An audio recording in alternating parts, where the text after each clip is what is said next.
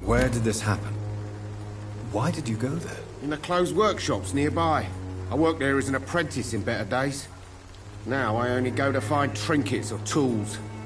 Too bad I was mugged, though. There was good money in that little box of loot I lost. Have you been hurt? No, but that's only because I ran like hell. Those men were raving lunatics, I tell you. Not even able to speak anymore, just screaming.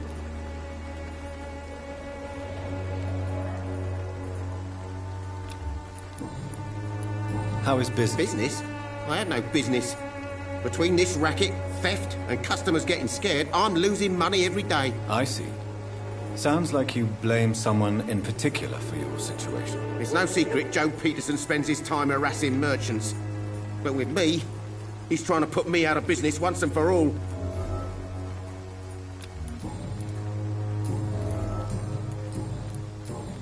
Goodbye for now, Mr. Lewis. I know it's hard to believe, but this district has always been wretched. Now let your guard down. You again? How did you become the local bully everyone is afraid of, Joe? There's no pride in roughing up poor bastards. But this is the only job I've found. And it pays well, too. A job? So you're racketeering for someone else? I got enlisted by the Wet Boot Boys, a gang from the docks. I'm their muscle for their dirty work. Most people don't become thugs when unemployed. This is a choice you made. I don't care what you think, sir. I do what I have to do for my own reasons, and that's that. I'm not sure Mr. Lewis would agree with your by all means necessary philosophy, sir. Oh, do you really think he's the poor victim here? Barrett can be as sneaky as anyone. Long ago, I even called the bastard my best friend.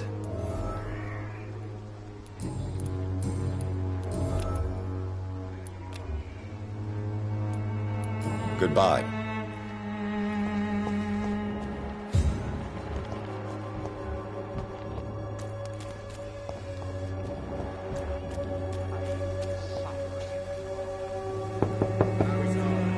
Hello, young man. I'm Dr. Reed, and I would like to ask you a few questions. May I enter, please? Sorry, no, sir. My father does not like people entering our house, you see. Your father is worried about you, boy. He asked me to look for you. So my father actually worries about me, then? Okay, then. Come on in. I'm Harry, by the way. Is there only pain and suffering in this world?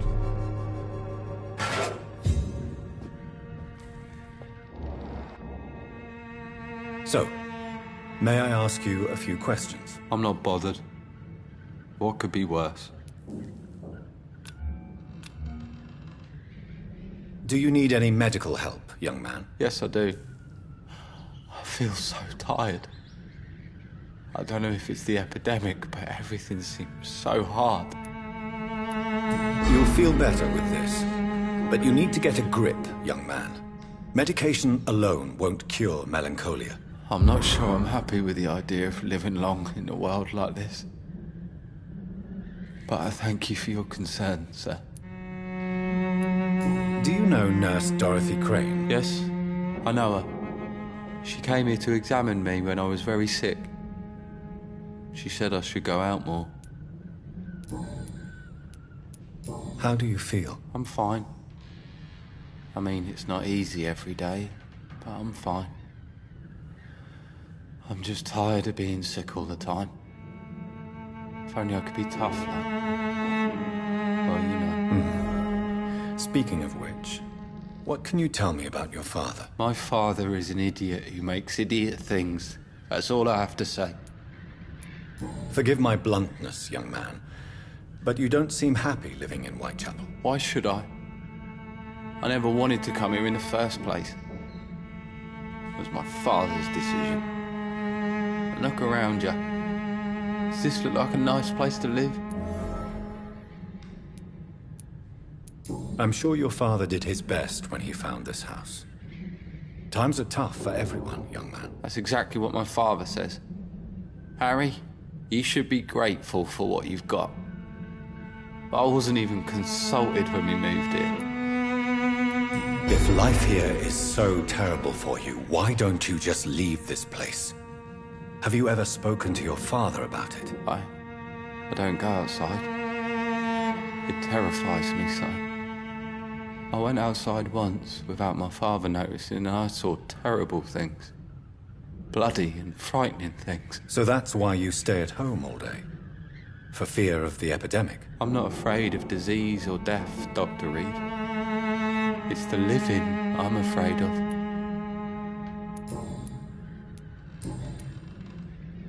Your father and Mr. Lewis used to be good friends. What happened, Harry? I was young then. I don't remember Mr. Lewis ever coming back again after my mother died. Or was it after my father started bullying him? I don't know. Have you tried speaking to Mr. Lewis about it? I don't go out often, but yes. And he scolded me and told me to leave him alone. I guess my father frightens him too much. But you are not responsible for your father's actions. Am I not? Dad always says that he joined that gang for my safety.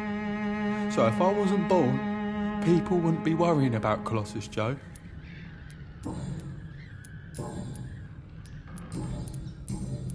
Goodbye, young. Even my dreams are soaked with gloom.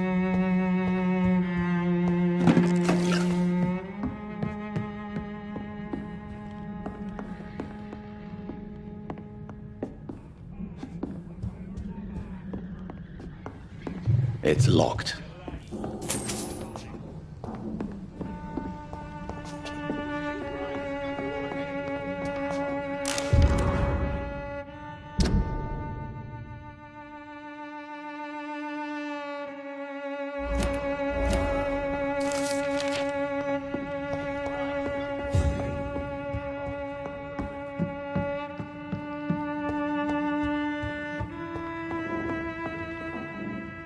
So I'm not... Would it ease tensions with your father if he got an honest job? Because he tried, you know. I can't say. I'd be glad if he dropped his thuggish activities. But I'm not sure it would be enough. Why is that? Sometimes I suspect it's me, Dr. Reed. Or it's this life. It's like I can't find my place. Goodbye, young. Is there only pain? You again? Harry doesn't seem happy living in Whitechapel. Why did you make him come here? I've always put my son's interests above everything else, whatever he may think. Our house is small but affordable. The walls are thin, but the door is solid. You really love your son, don't you, Mr. Peterson? He's my pride and joy. Even if he hates me for the choices I make and pushes me buttons more than he should. Since the criminal nature of your job means you could be arrested, are you not afraid of what would happen to your boy if you were? No one will ever take my son away from me. If that ever occurred, I'd hunt the bastard down and rip off his head with my bare hands. Do you have an... Only one. Not to have my beloved wife by my side. She died when Harry was little. My sweet Jane. She gave the boy confidence.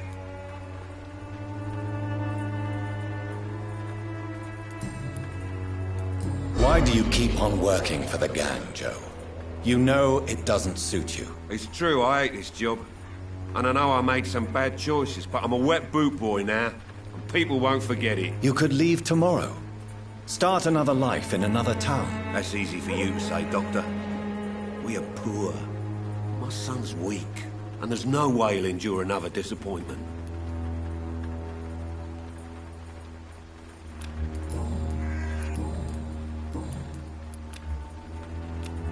Goodbye.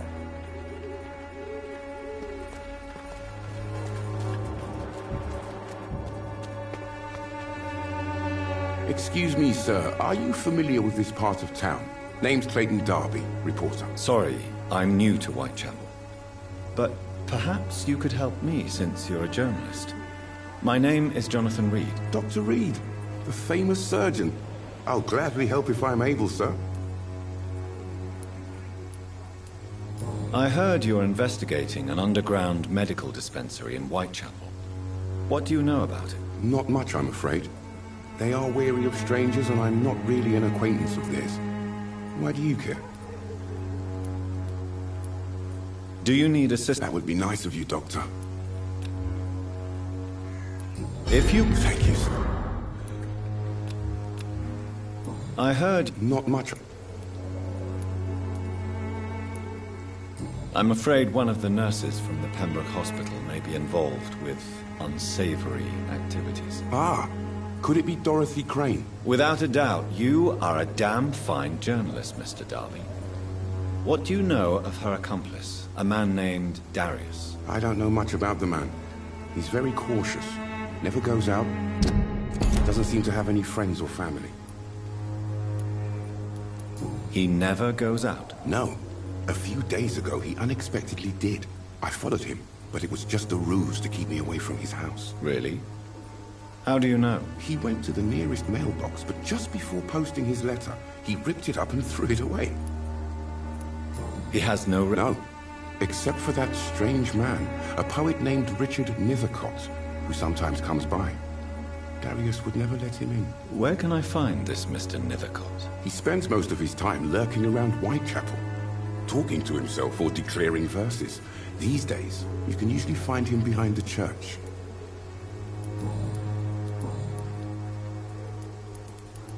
Why are the newspapers keeping silent about the Spanish influenza? It's as though none of you care. There's a war going on. People shouldn't be demoralized by news of deadly diseases. If no one stops it, this epidemic could turn into a scourge.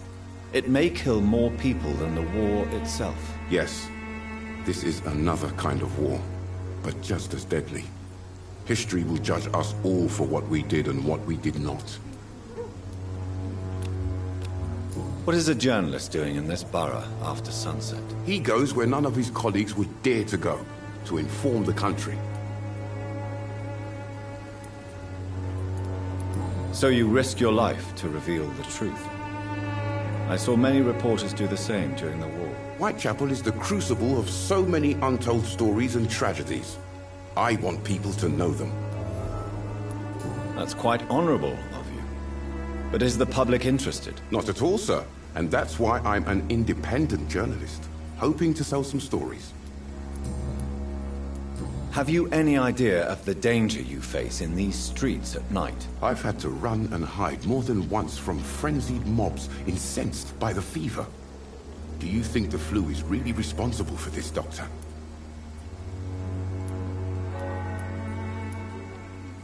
I must confess, some of my rational views have been shaken by recent events. I'll remember to stay away from the district's roughest streets then.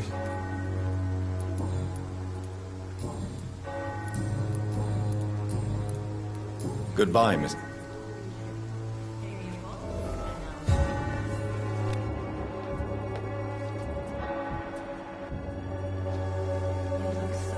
Forgive my interruption. Do not apologize, my son.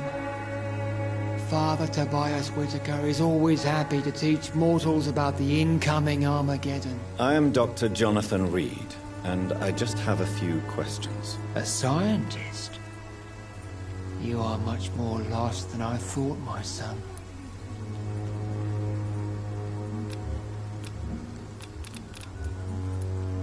Do you know... I don't like the liberal ideas of nurses, but I especially abhor that nurse Crane you mentioned. Why do you hate me? Before coming to London, she was a member of the communist resistance in our country. That's what happens when you let a woman get involved in politics. So, you're not exactly a fan of Florence Nightingale's work. But nurses are essential for modern healthcare. Nuns should be the only women allowed to take care of male patients. It's obvious only they have the necessary moral fiber.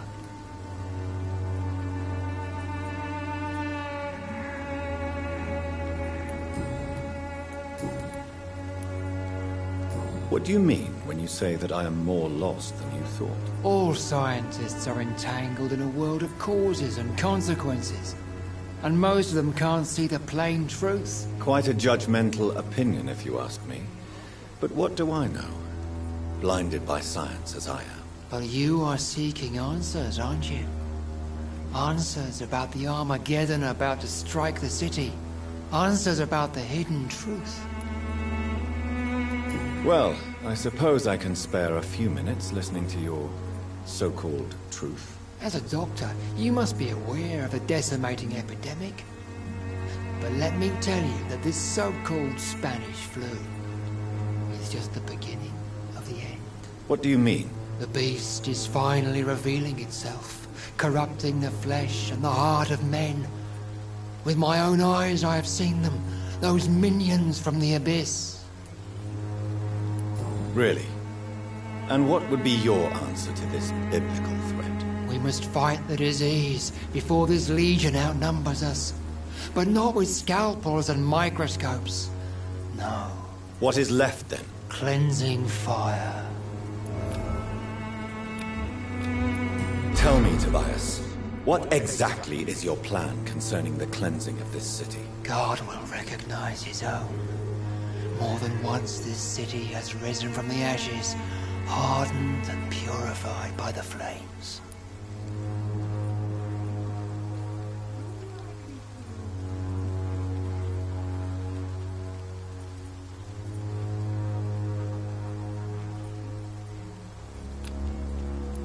Fire is just the instinctive answer of a caveman facing something he does not understand.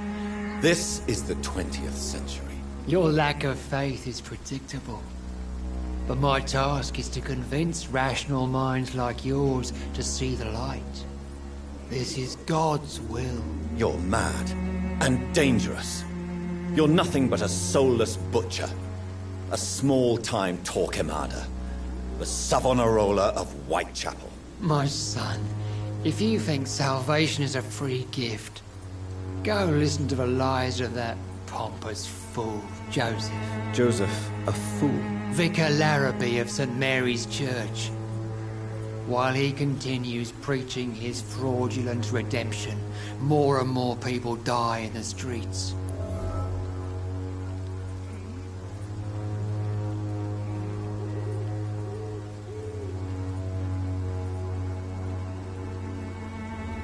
What do you mean? All sides. Quite a... But you... I am. Have you any friends? Any family left in these terrible times? No. But I have a disciple I see as my son. He is so devoted. I sent him to preach the good word in the heart of this corrupted city.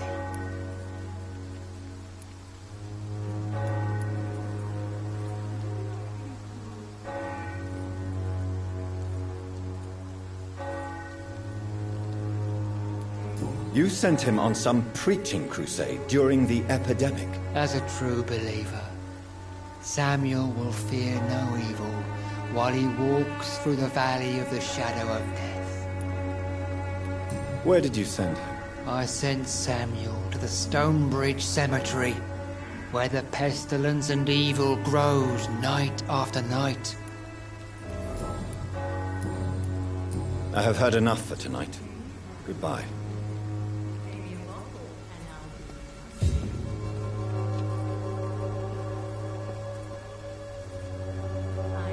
The walls of your home will not protect you, for there is no protection against malevolence and trickery. You are blinded by your false faith, imprisoned by your daily routine, unable to see the true horror around you.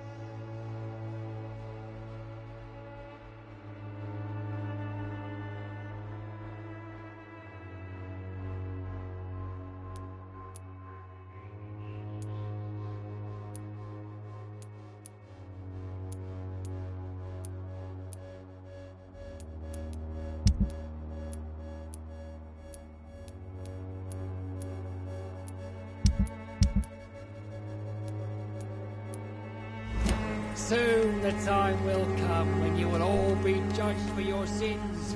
Even now, he judges your words and actions.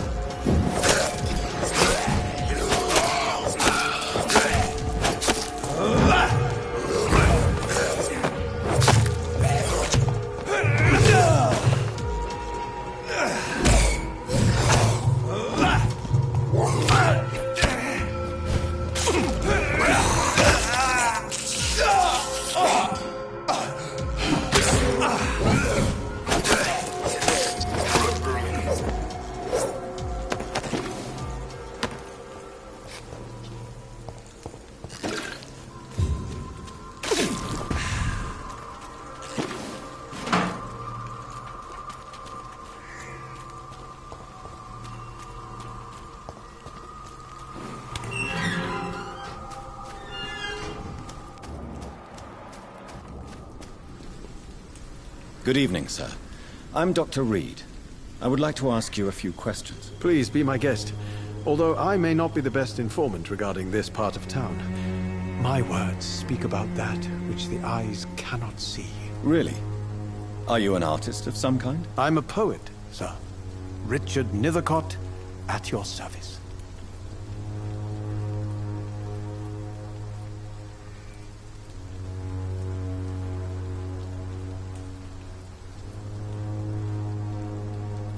May I ask you a few questions about the district? Extraordinary part of town, is it not? I'll be glad to help you, if I can.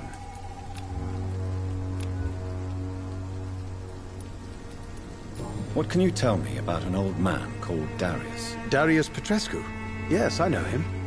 At first, I thought he was only a small publisher. I invited him to publish my work, but his reaction was pretty clear. Not interested in your talent? Darius is an old political activist who takes delight in printing tracts and lampoons. Those communist activities only require mediocre writing skills.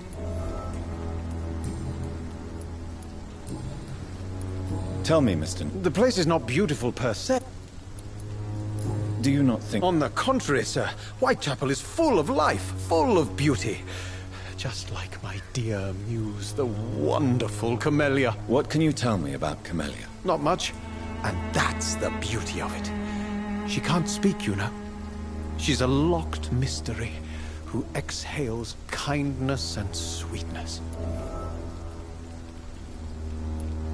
And have you ever tried to learn more about her? Where she lives? How she survives? Whom she may know? Maybe I prefer she remains an enigma. Reality can be so dull, don't you think? Perhaps you're just afraid to find out the truth about your muse. One day, perhaps, I'll ask her to come with me. But will she still be my wild flower of Whitechapel if she moves uptown? In what way, exactly? The struggle by gaslight, the barren smiles, and the arid hunger under the rain. If you say so. Such vibrant antagonism and vivid paradox, the stripped humanity raged across each street. Vivid, of course, yes. And what about the poignant distress? Oh yes, the poignant distress. You see what I mean, don't you? That's what I want to write about, and that's what Whitechapel is made of.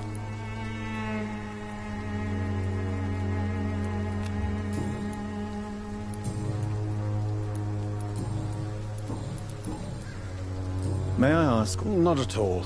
I'm just enjoying the pleasure of a quiet walk. Though night talks are always preferable, if you ask me. Especially with strangers. But are you not afraid of the epidemic? Oh, why should I? I see some equity in the Spanish flu. No flesh should be saved, say the scriptures. Good or evil, rich or poor, all are equal in the eyes of the flu. If you say so. But as a physician in a time of epidemic, I must caution you to avoid unnecessary exposure, sir. Thank you, Doctor. But we both know the seeker of truth has to go boldly where the weak dare not.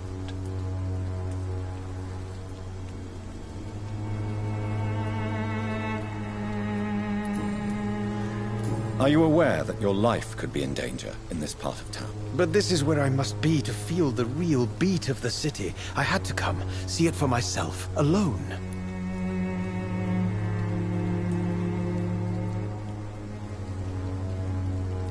I understand your need for solitude, but it's not safe around here. I don't care. I don't have many friends, Doctor, and my family despises me.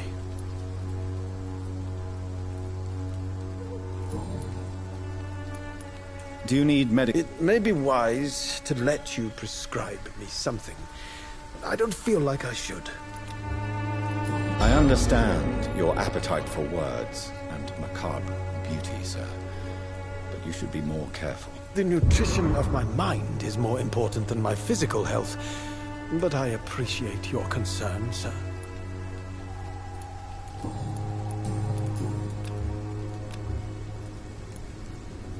Are you aware that your life could be in danger in this part of town? But this is where I must be to feel the real beat of the city. I had to come, see it for myself, alone.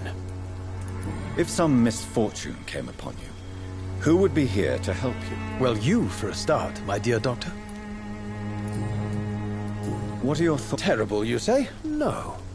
Of course, the death of so many innocents is a tragedy. But the scourge has not been all bad for the city. Oh, no, sir. What are you talking about? Do you remember London before the flu?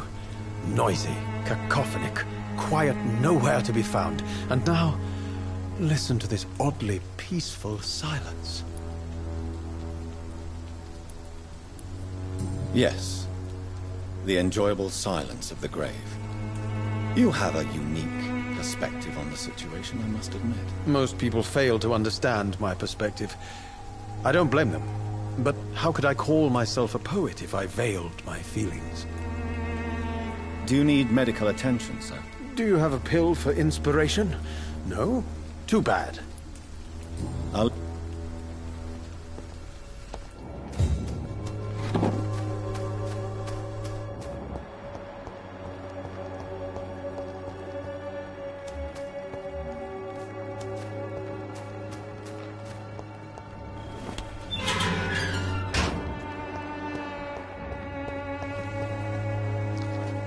Good evening, miss. I'm Dr. Reed. I'd like to ask you a few questions. I know what you're thinking. A tall stranger who meets a girl in the street at night. It reeks of the penny dreadfuls. But I mean you no harm, truly. You don't seem to need my medical attention for... I know you understand what I'm saying. Your silence has nothing to do with you being mute, does it? Tell me about Richard Nethercott. I understand he is quite fond of you, Camellia. Very well.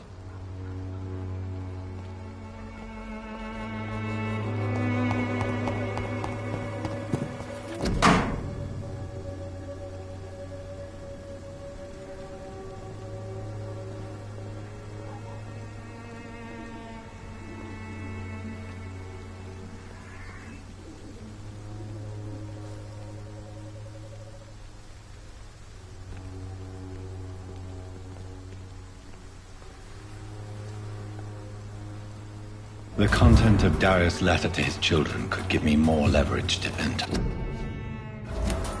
Darius is a bit less of a mystery now. It should not be that difficult to incite him to let me in.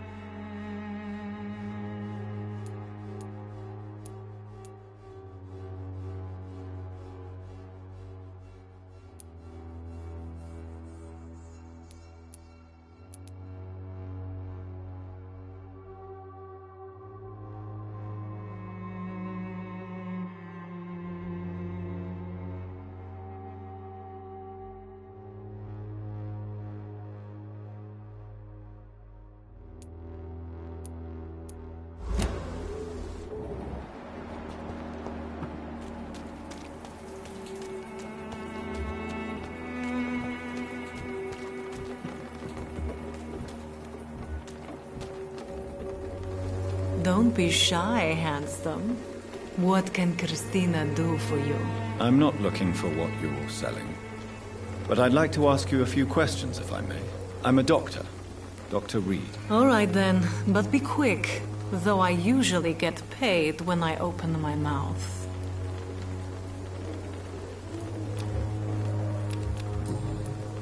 Tell me about it. Are you joking with me? People don't usually come to see me for conversation. I have no interest in your work.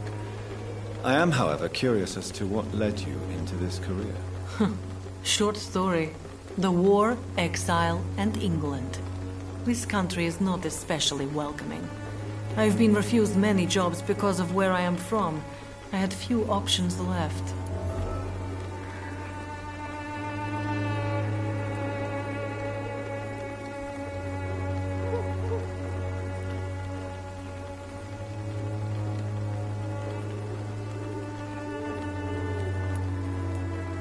Many people must deal with poverty, but not all choose to sell their bodies. That was your decision. And when exactly was the last time you looked for a job? Or worried about the rent, or what or when you were going to eat?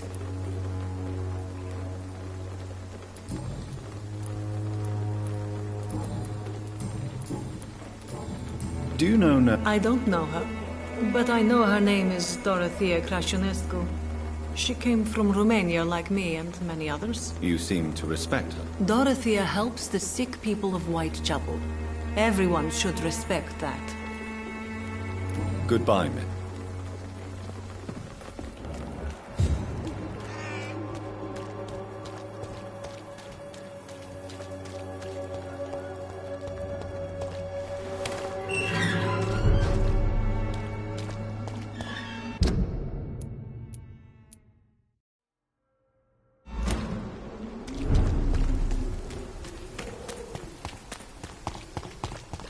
I'm cheap and I'm clean.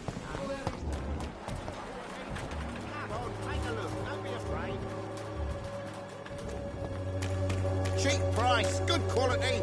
Come on. Take a look, don't be afraid.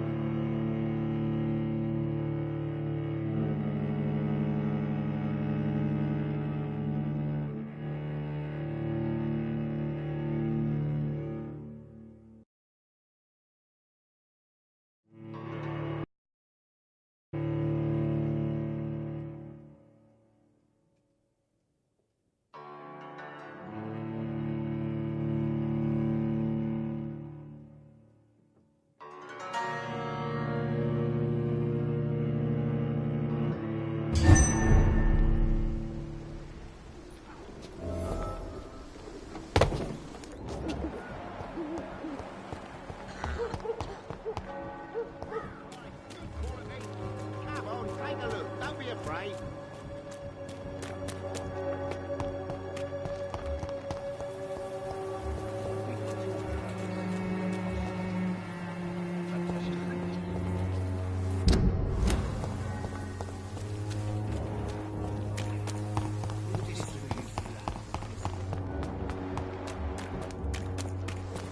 Joe, please, I don't have your money.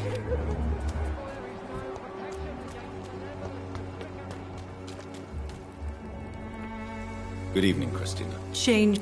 Do you need any It depends on the price of your medicine.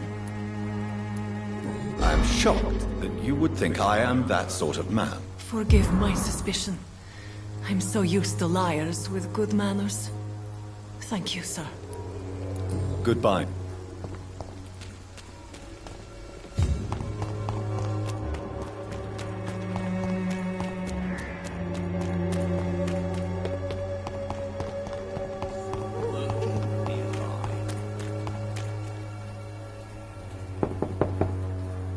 Mr. Petrescu, just 1 minute, please. You again?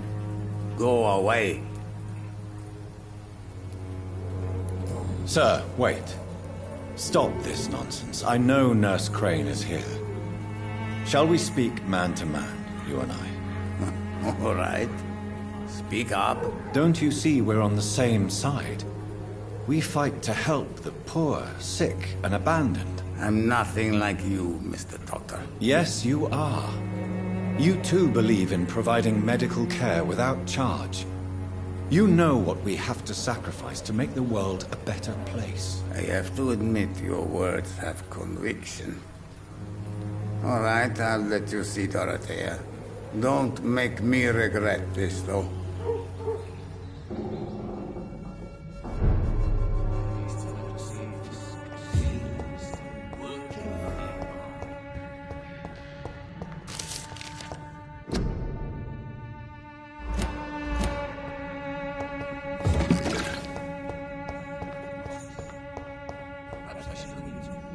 If you want to talk to Dorothea, you must go across the courtyard and take the stairs. We've not been formally introduced. May I ask your name and occupation, sir? I am Darius Petrescu. I'm here to keep snitches and spies away from Dorothea. And I also run this little print shop. Do you need some help, Mr. Petrescu? I am very tired, but that is all. I don't need you, Doctor. Well, I think you do. Take this, and you'll feel better. Free drugs from an English doctor? It must be my lucky day. So Dorothy's real name is not Crane? Like myself and many people in this area. Dorothea is from occupied Romania. She seems important to the community. More than you can imagine. The West End does not want to hear of Whitechapel's misery. Dorothea is one of the few doing something about it.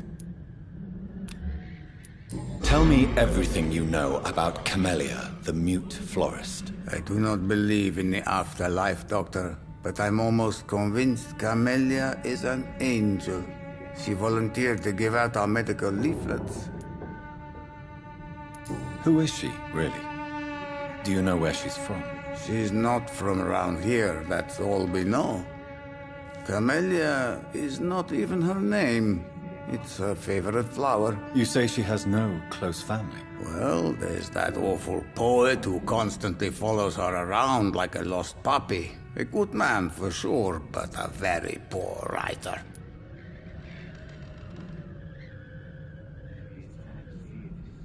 Are you not worried for her safety? She is as brave as she is tough, and clever too. If only I had met her when I was younger. Are you in love with Camellia, Mr. Petrescu? Don't be stupid. If I had met her when I was younger, we could have won our revolution.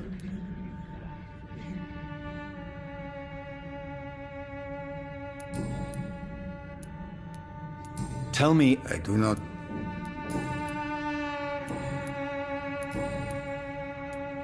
I know you fought for your country when it was occupied, Darius.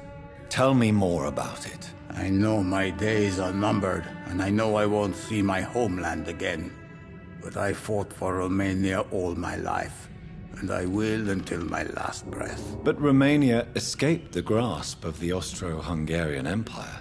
It's a free country again. But it's not the country I fought for. My homeland is not appeased, Doctor. And I still see a dark future ahead for my people.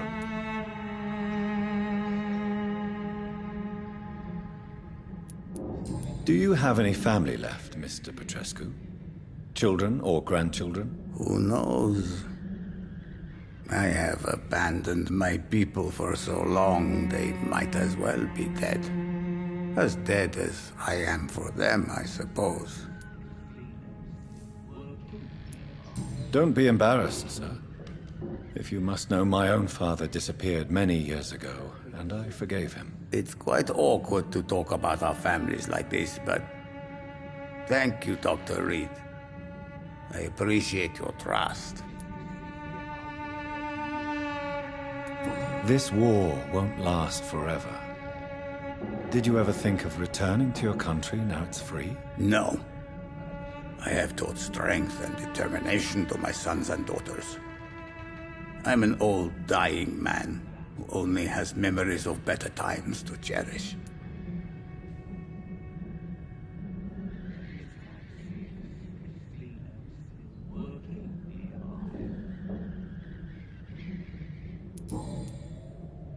How did you meet Nurse Crane, Darius?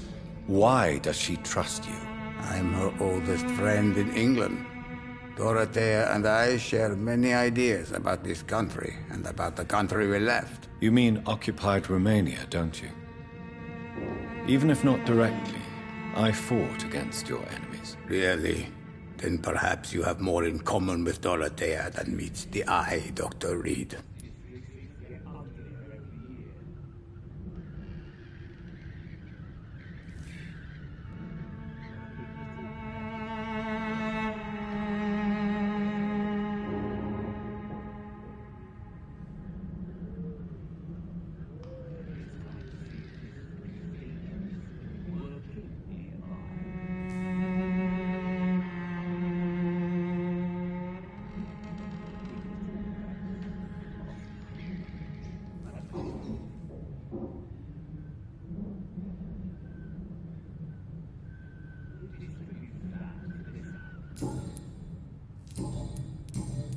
Goodbye.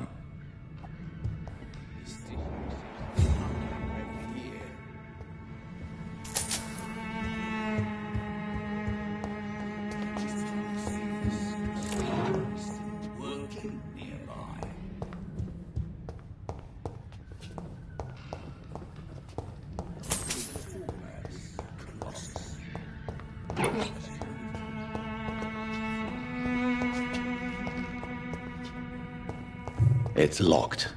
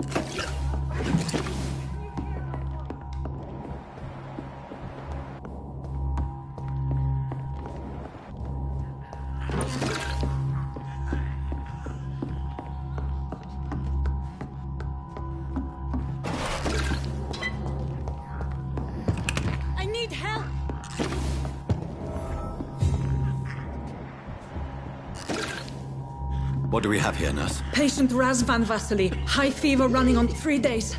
Complaints of dizziness, muscle aches, and head pain. Diagnosed with influenza. Treatment? Aspirin and salicin for the fever and discomfort. Liquids for dehydration, but he's having trouble keeping even water down. Aspirin and salicin, you say? Why not some warm milk and a kiss on the cheek?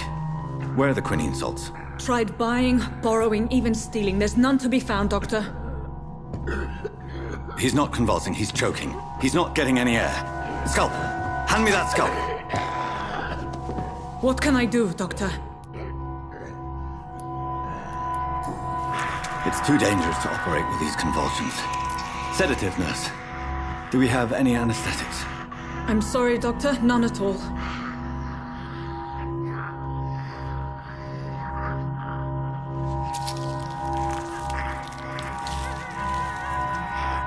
I need to perform a tracheostomy. Short pipe. That rubber tube will do. We're going to cut a passage for air through the neck. Yes, Doctor. He's breathing again, but he's coughing up blood. Internal hemorrhaging.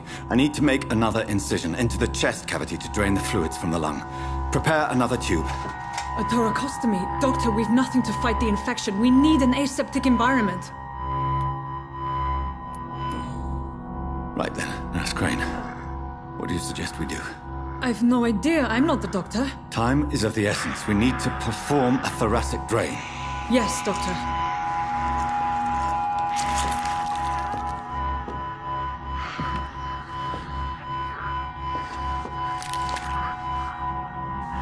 He's still bleeding, Doctor. I'm losing his pulse. The drain must have punctured the intercostal artery. There's too much blood. Are you all right, Doctor? I can't see.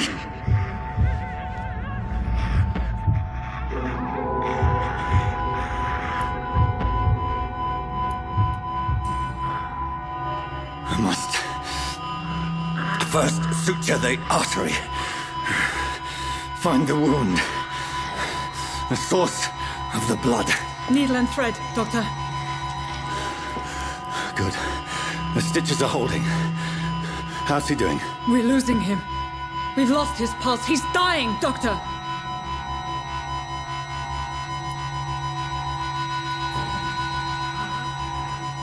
A dose of epinephrine, now. Yes, Doctor.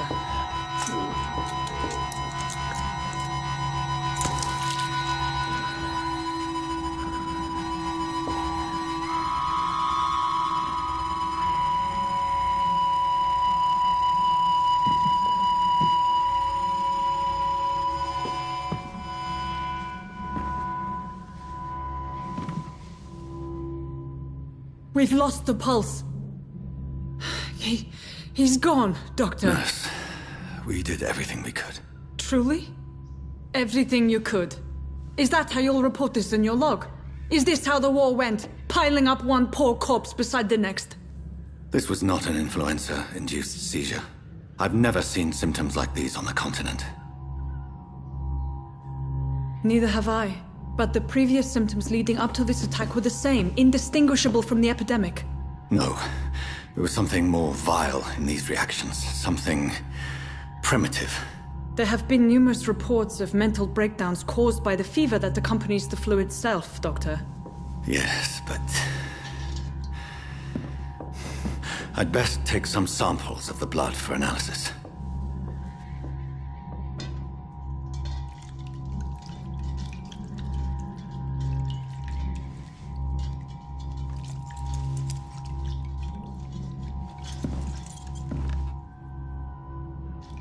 You're here to test my bedside manners.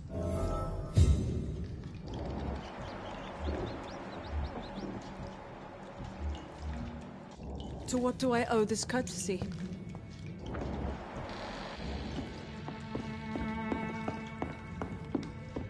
This is an unfitting place for the... I suspect it was more than intuition alone that led you to us. So, how might I be of service, Dr. Reed? I've come to put an end to this insufferable blackmailing, Dorothy. Doctor, you think your warnings scare me?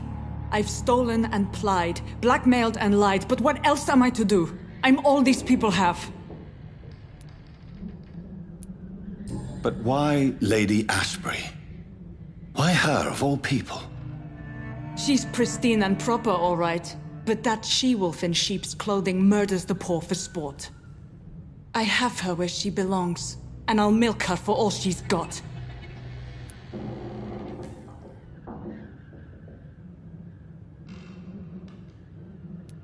Dr. Swansea is a sensible and honest man. He wouldn't have refused your friend's care at Pembroke. It's easy for you to say, Doctor. These people cannot go to the police, nor to the hospital. They don't even speak English. They depend on me for everything.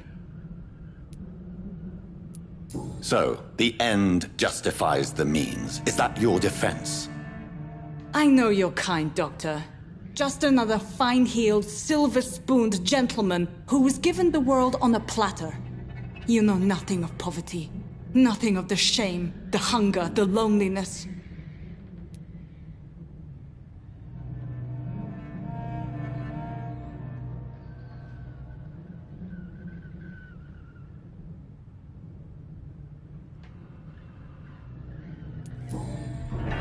You've convinced me of the sincerity of your actions and their noble justifications.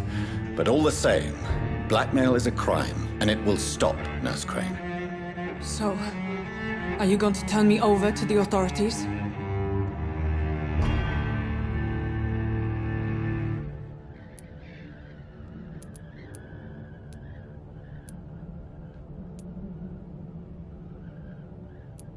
Listen very carefully, Dorothy. You will erase from your memory everything you pretend to know about Lady Ashbury and Pembroke Hospital. Let that rich bitch off the hook over my dead Nurse body. Crane, enough. Listen as if your life depended on every word. I know you've a generous heart who gives freely to those in need, but you shall walk away from the shadier streets of your business. I will never abandon... Dorothy, the discussion has come to a close. Your clandestine activities in the Resistance are over. Let it go. I'll let it go. Yes. All gone.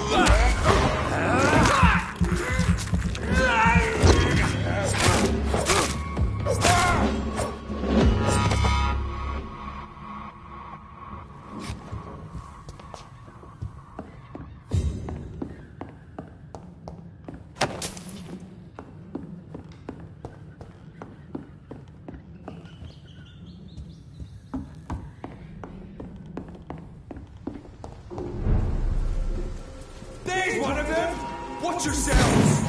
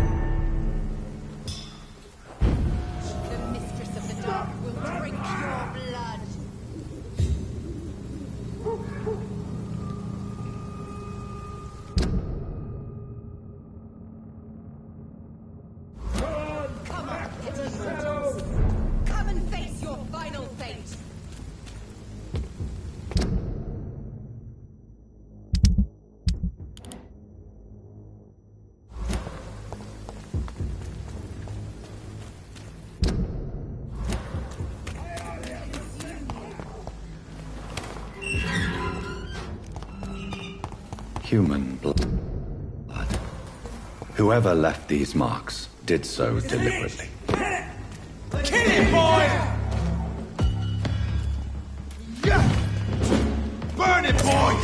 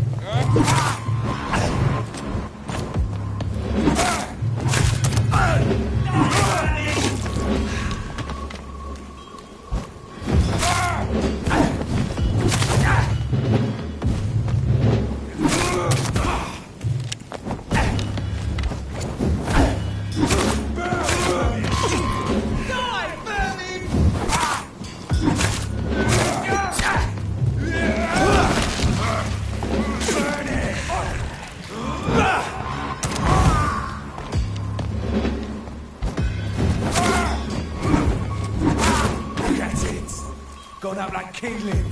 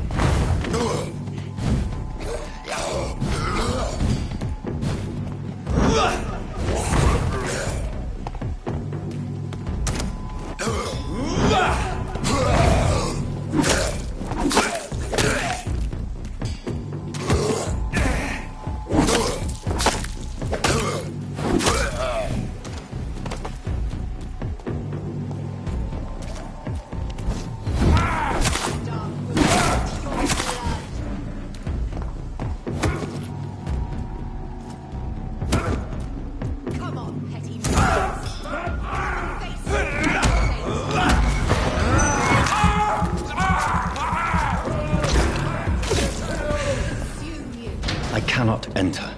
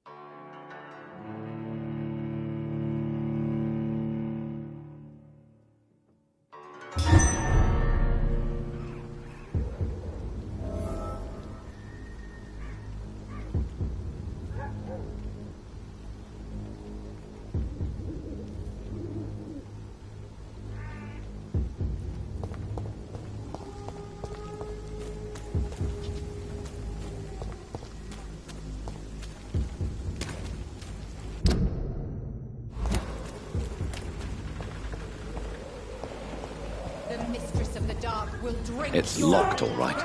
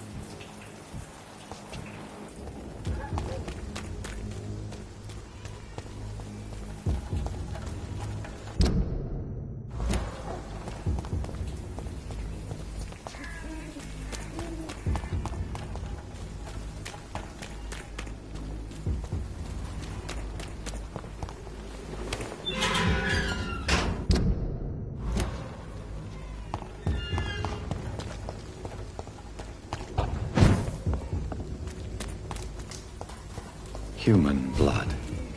Whoever left these marks did so deliberately.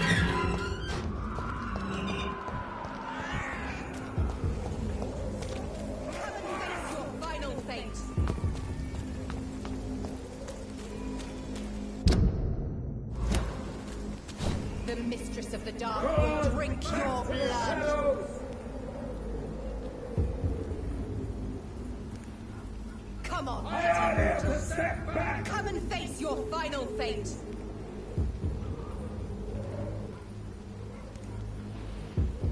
My wrath will consume you. Come on, mighty mortals. Come and face your final fate.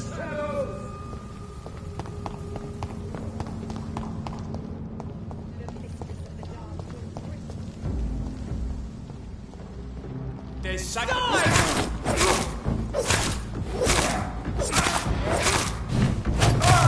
He's dead!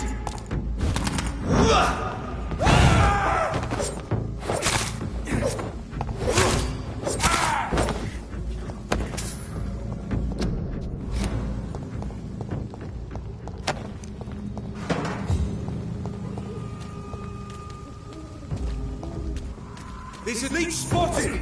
What the... Die, vermin!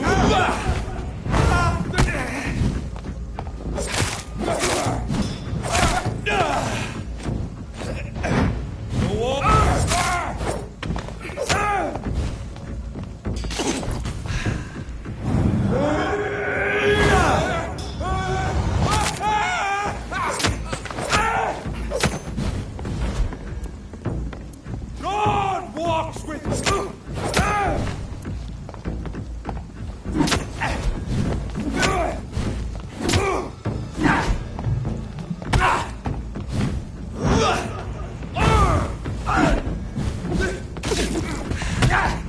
I order you to step back.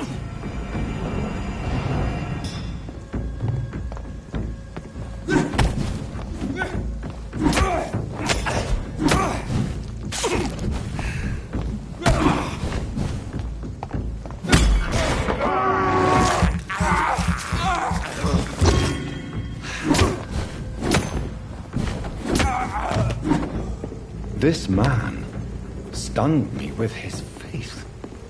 His crucifix. This is not good news.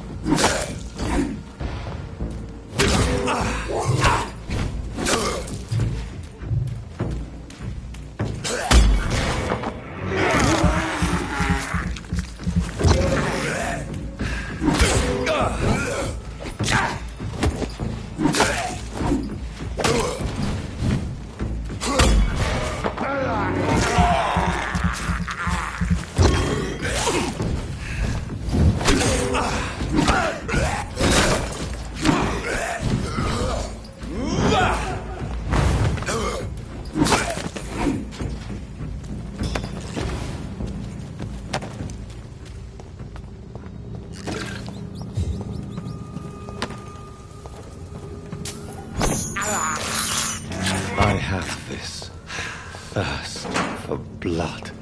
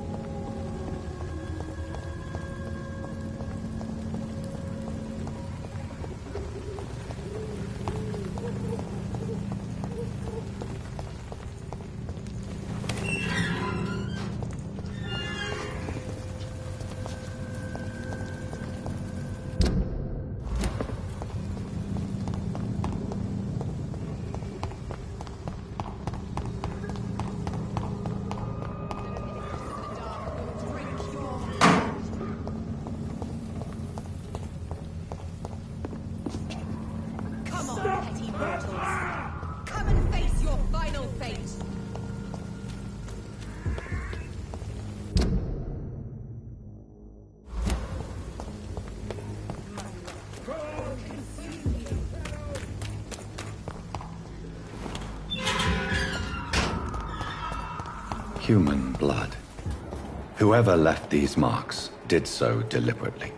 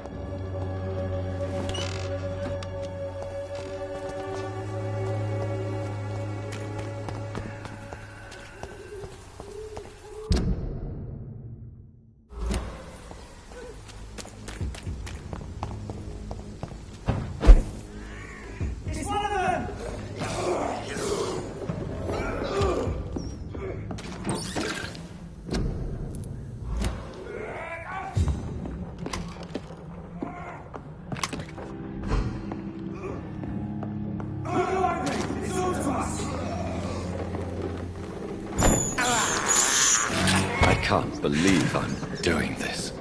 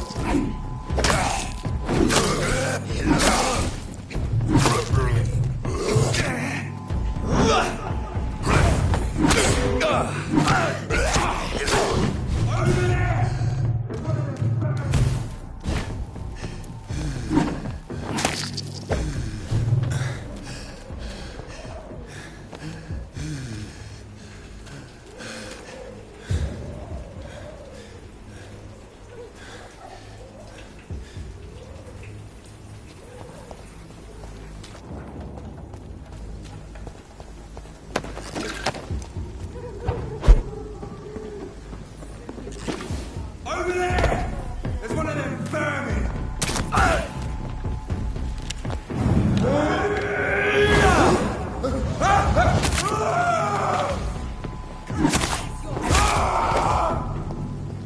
It's locked. I order to step back! Will consume you.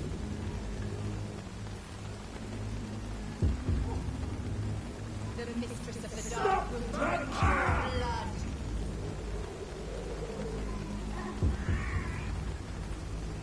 Come on, petty mortals. Come and face your final fate.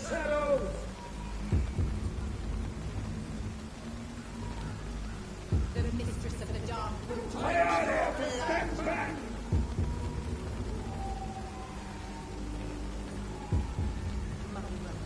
Will consume you.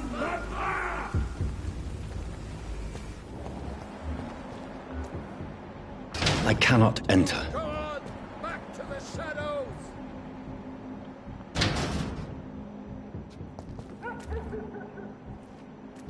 I order you to step back!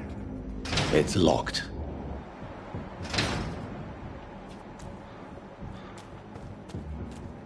Stop that fire!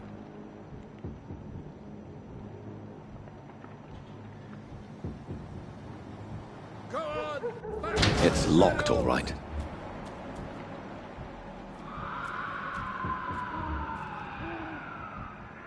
I order you to step back!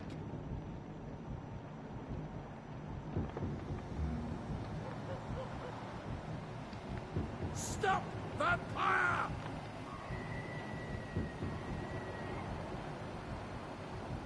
Go on! Back to the shadows!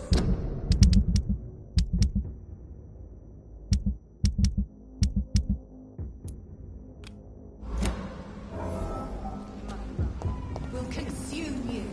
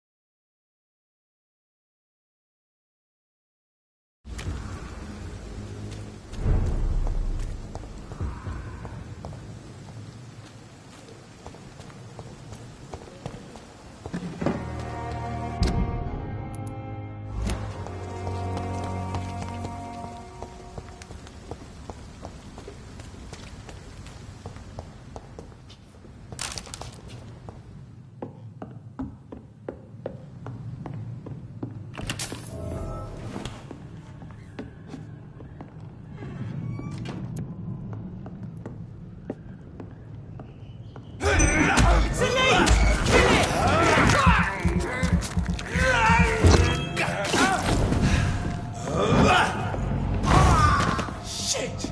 You'll pay for that!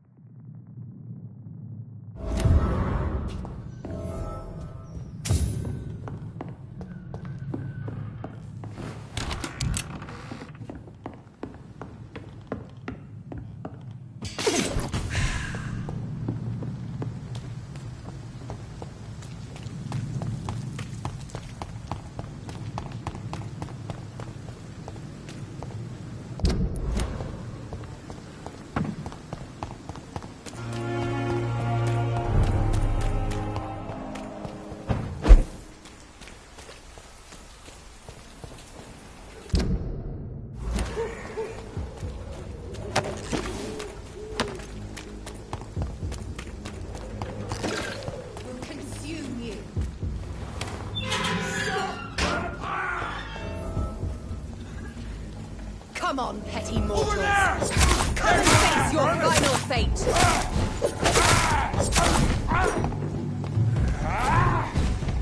I order you to step back.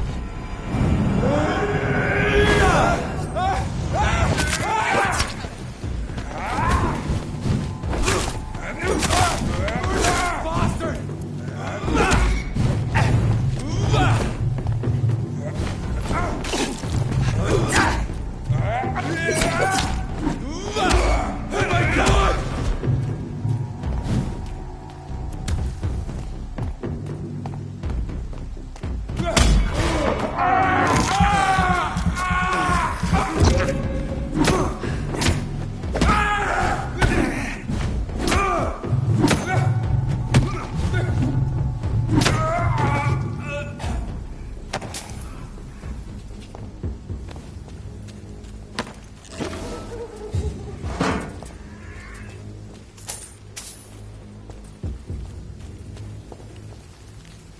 Are you all right, Miss Hapcroft? They were tracking me, hunting me down.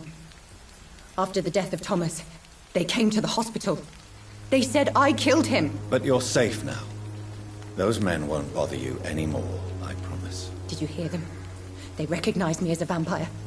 I knew it. I knew it.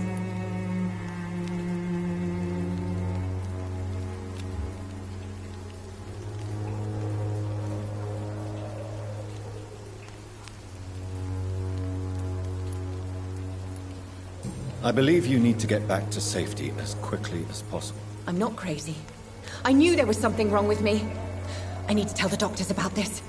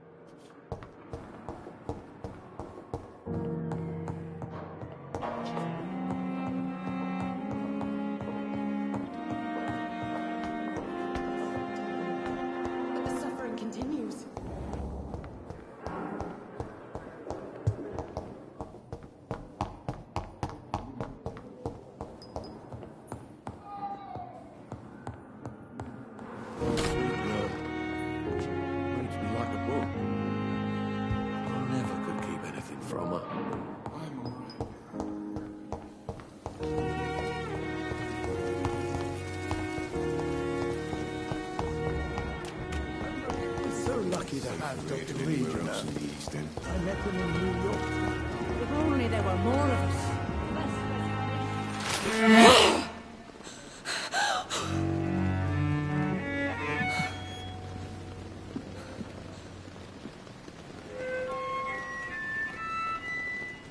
I would ask you to avert your eyes, sir. Or did you not know it was rude to stare? I knew it.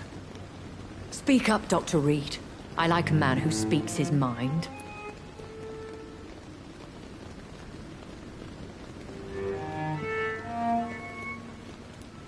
Hiding your true appetites behind a facade of compassion. Bravo. Very clever indeed. Spare me your sarcasm, Jonathan. You are but newly born in this world. We are vampires. We live by leeching the blood from weaker prey. We are Darwin's next chapter. His cynical and perhaps ultimate expression. The situation is somewhat awkward nonetheless. I have not been observed sustaining myself for many decades. I have to say I'm a trifle embarrassed. Anyway, I have concluded my inquiries concerning your blackmailer. I see. Please excuse my agitated state. Under normal circumstances, I wouldn't let anyone see me in this condition. The case is closed, your ladyship. The person who took advantage of you has, shall we say, seen the error of her ways. So who was it? My lady, the blackmailer was dealt with using the utmost discretion. The culprit's identity is of no relevance. Thank you, Jonathan. That is exactly what I needed from you. You have proven your loyalty, so, as a friend, please accept this small token of my appreciation. Thank you, my lady. If you have an inclination to learn more about vampires or your current situation, I will be glad to aid you in your quest for knowledge.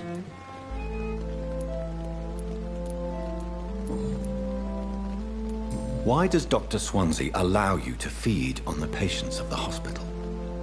Dr. Swansea is a good and compassionate man. He is trying to find a solution for our hunger.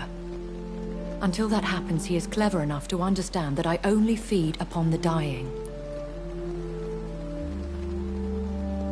And no one suspected you of the murders.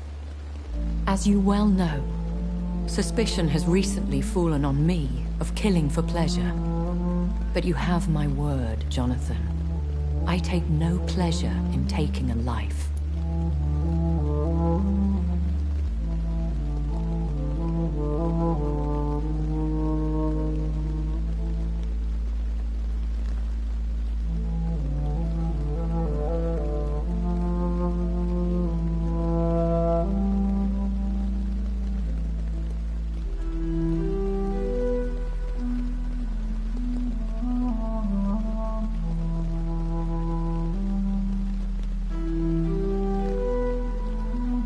What do you know about this Brotherhood of St. Paul's Stole? The Brotherhood is well known among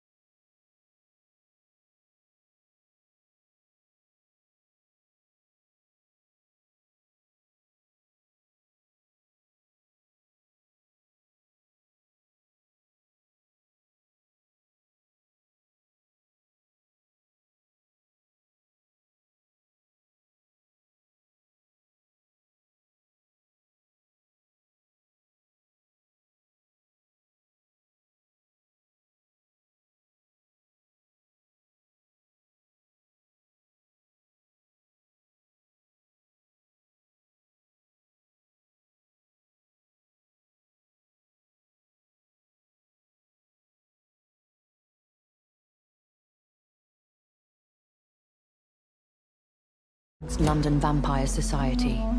As long as our kind is discreet, and as long as they do not interfere, we have come to a mutual understanding.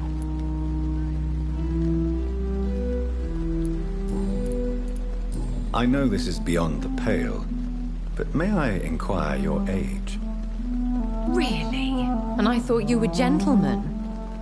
If you must know, I'm 27. I've been 27 for a long time now, and 27 I shall remain. And who bestowed upon you this eternal youth? My maker. He left this isle a long time ago. Very well. But I believe there is more to this than you are saying. A lady has to have some secrets. Why did you save me in the canning factory? I could hardly stand by and watch such a promising young blood as yourself be torn to shreds by some gutter scowl. William Bishop wasn't the vampire that created me then?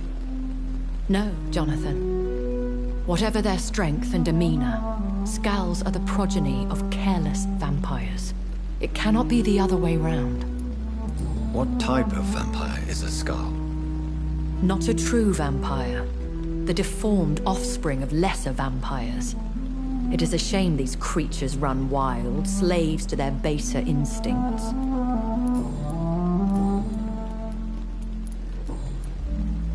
I've been away from London and England for 3 years. This isn't the city I remember. Things have gone from bad to worse here, Jonathan. I've lived in this city for a long time, and I've never seen it like this. The Spanish flu has hit London that bad? Yes, but it's not just that. I've heard things. Things I've not heard for a very, very long time. There are whispers in the shadows. Something far worse than the Spanish flu is here in the city. What is it you fear? Fear has long since flown this form. But there is something malevolent circling us. I feel fear is merely waiting in the wings. When I awoke, changed, I was chased and attacked by vampire hunters. Prepared and well-trained. Though I can't be certain, more than likely it was the once glorious Guard of Priwen. You make them sound like some sort of cult. More a society. And like all the best ones, a secret society. I thought them almost gone, but it seemed they have been recruiting.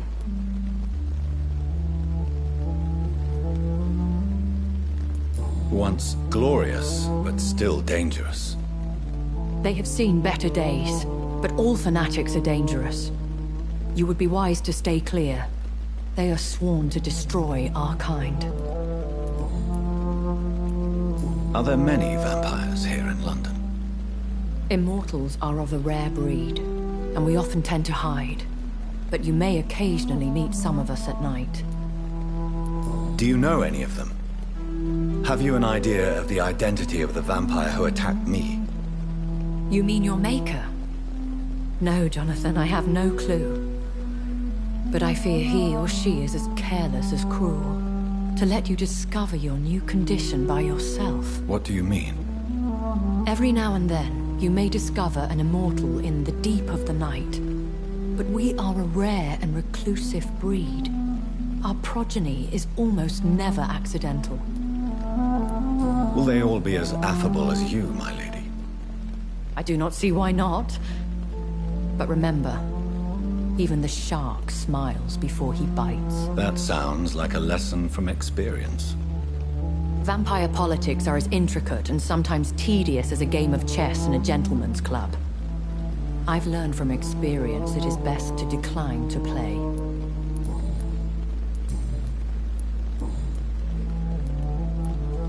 A vampire? Is that what I am? What we are? Such a crude word, defined by penny dreadfuls and drunken hacks. No. You are now an Ekon, and that you shall remain. So we are Ekons. How can I identify us amongst other vampires? How to put it? All Ekon are vampires. But all vampires are not Ekon. We are but a branch of the immortal tree. Are you an Ekon too? Yes, I am. We are the closest thing to what man refers to as vampires. Forget what you think you know about us. I've been hearing a voice talking in my head. Is this some kind of insanity? It feels like the voice of the vampire that created me. Hush. Tell no one this. It would be unwise to talk of such things amongst British immortals. Speak no more of your maker. How could this cause offense? Only the powerful immortals can mentally call to their progeny. No vampire or hunter will sleep easy, knowing that an unidentified elder is stalking the streets of London. Excuse my Me? Goodness, no. Only a foolish immortal would create a progeny without taking precaution, and I'm no fool. I don't understand. Why was I created and then left for dead? That is a question only the one who made you can answer. It's not normal practice. I doubt even if you find him, he will answer you, considering how cruelly he treated you. I'd like to avoid creating another vampire by mistake anyway. Tell me, how is it done? The process is dangerous. It could even kill your potential progeny. If you did decide to sire an offspring, they must drink of your blood, Jonathan. So me being a vampire could have been a mistake. I very much doubt it, Jonathan. Contrary to the legends, it is not as simple to make another vampire by just biting someone. I'm patient.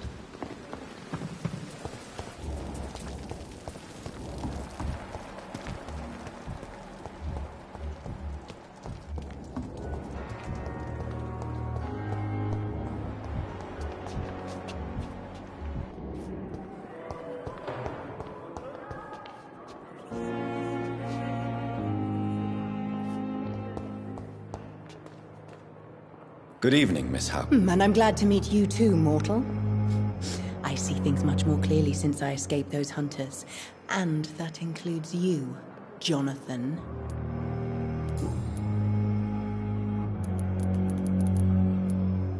Do you think about Thomas's death sometimes? Every night. I did not want to kill him. I liked him. And now those hunters want me dead.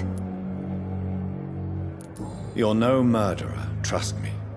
Only a fool would believe otherwise. How long before other mortals start hunting me?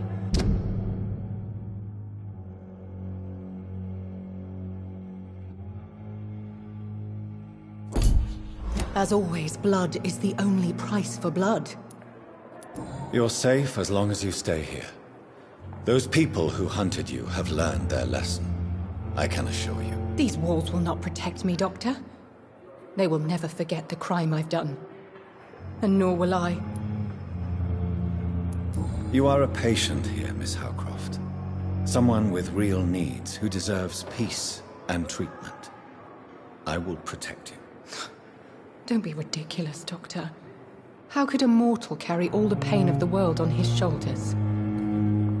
I should be far more cautious.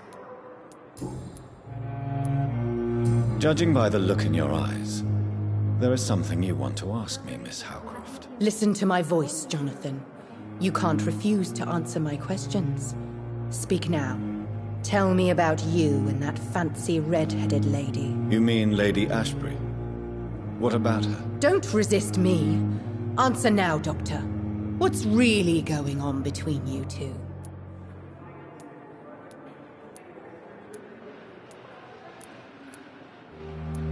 I love her. I love her dearly. It's that simple. Now, Jonathan. I want you to forget we had this little conversation. You can get back to what you were doing.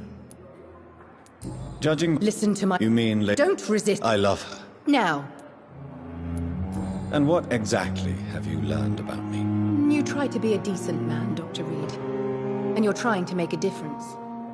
That's more than most mortals I've ever met. That's quite a statement, Miss Howcroft. But there is more, isn't there? Your interest for my condition. Your subtle innuendos. Are we the same, Doctor?